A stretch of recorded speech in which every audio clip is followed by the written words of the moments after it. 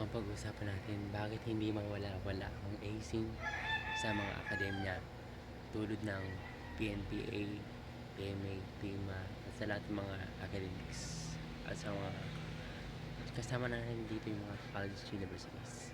Siyempre, una muna yun sa PNPA, sa PMA kasi ano yun sila, tradition na nila yun. At namayan na nila yun sa mga senior. Tsaka, na lumilipas yung panahon, yung ginagawa sa kanila is gagawin din nila sa mga bagong recruit. Kaya, meron ng batas na ginawa para mapa-stop ang hazing sa PNPA. Pero, hindi pa rin yan na-resolve dahil sa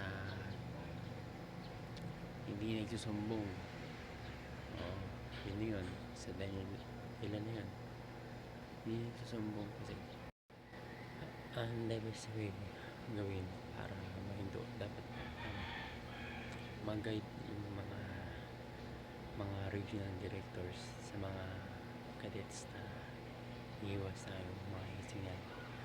May karampatang parusa dapat na matindi para hindi na lumala yung mga ganitong sitwasyon kasi affected lahat ng organizations once na nagkakaroon ng involved sa hazings.